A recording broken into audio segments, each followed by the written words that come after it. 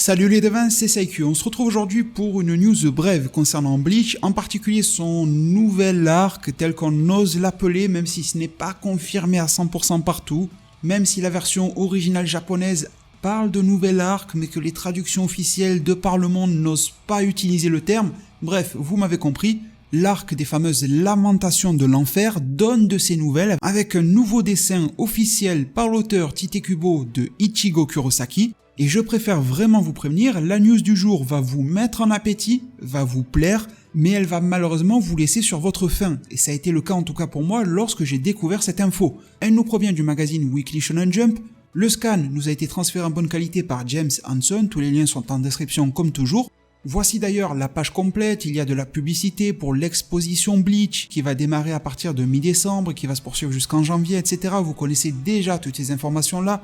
On fait de la pub pour les prochaines nouveautés de Bleach Brave Souls, donc a priori il n'y a pas grand chose de nouveau, si ce n'est que ça fait toujours plaisir de voir des news Bleach dans un magazine japonais et que ça reprend un tout petit peu du poil de la bête, mais en bas à droite de cette page, il y a un encadré plutôt sombre qui est là pour nous parler du tout récent one-shot Bleach, celui qui semble ouvrir un arc narratif vis-à-vis des enfers.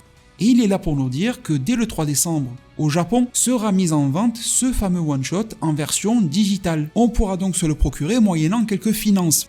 Et pour le moment, il n'y a pas de date de sortie ni de révélation d'une version reliée. Vous savez, en livre, en manga. Pour le moment, ce n'est pas annoncé. C'est un petit peu comme la full color de Dragon Ball Super qui est disponible uniquement en digital, en dématérialisé. Et c'est un petit peu différent de ce qui a pu se faire avec Burn the Witch, parce que Burn the Witch à l'époque, le one-shot avait été vendu en dématérialisé, mais aussi il avait été intégré dans un collector, donc cette information est plutôt sympa. On pourrait peut-être se dire que Shueisha, l'éditeur, va analyser les ventes de ce one-shot et les cumuler également aux lectures qu'il y a eu sur les sites comme Manga Plus au travers le monde, pour voir si réellement il y a un essor autour du nouvel arc, un peu comme une étude de marché en mettant un petit doigt de pied justement dans ce marché, en proposant un one-shot pour voir si la sauce prend ou pas. Ça peut être une stratégie payante.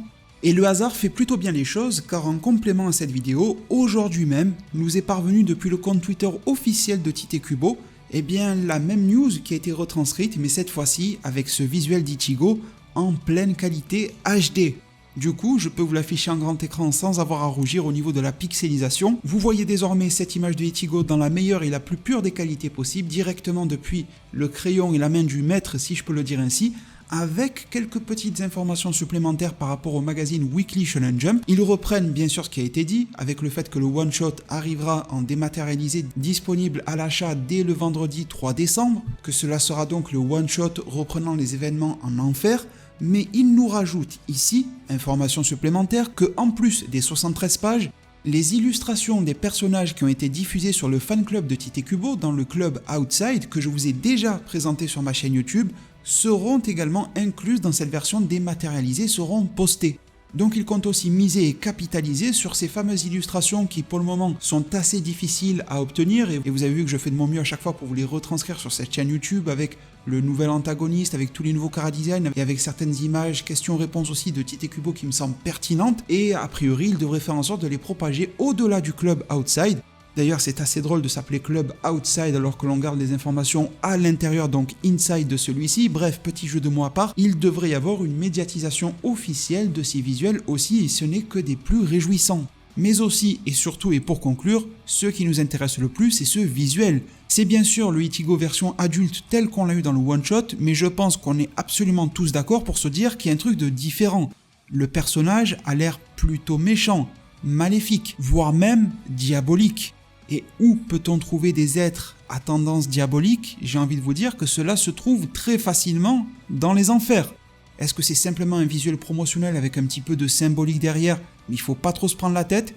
Ou est-ce qu'au contraire, l'histoire de cet arc, s'il venait à prendre vie par la suite, mènerait Ichigo et d'autres personnages à avoir une version alternative maléfique naître? Peut-être qu'en restant un peu trop longtemps en enfer, ce dernier a tendance à déteindre sur les personnes qui s'y émissent, parce que après tout, ils n'ont rien à faire à l'enfer de base.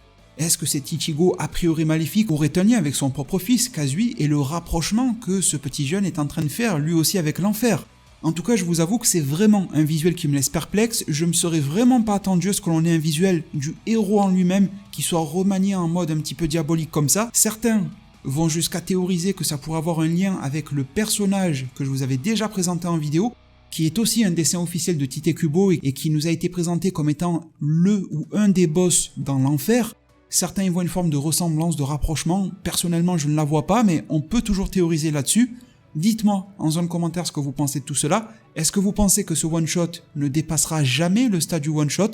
Pensez-vous que l'on va avoir un tout nouvel arc ? La Jump Festa en mi-décembre ne devrait probablement pas répondre à cette question-là, mais elle ouvrira déjà quelques portes vers l'avenir de Bleach avec le retour de la guerre sanglante millénaire. On peut se dire que si celle-ci cartonne, qu'elle fait de bonnes audiences, qu'elle vend de bons goodies, qu'elle est visionnée au travers le monde sur toutes les plateformes légales de streaming, plus que le one-shot a tendance à être pas mal lu à droite et à gauche, plus qu'il est bien acheté au Japon dans sa version digitale, que pourquoi pas, les ayants droit, conjointement avec l'auteur, pourraient, au terme de la guerre face au Quincy, passer à de nouvelles histoires qui sont pourquoi pas issues des romans, mais aussi en nous proposant le manga et l'anime concernant les lamentations des enfers. Cela me semblerait être un plan stratégique assez cohérent. Dites-moi en commentaire ce que vous pensez de cela, mais surtout de ce très intriguant Ichigo. Merci vraiment pour tout du fond du cœur, prenez tous extrêmement bien soin de votre futur, et à plus pour de prochains arts divinatoires.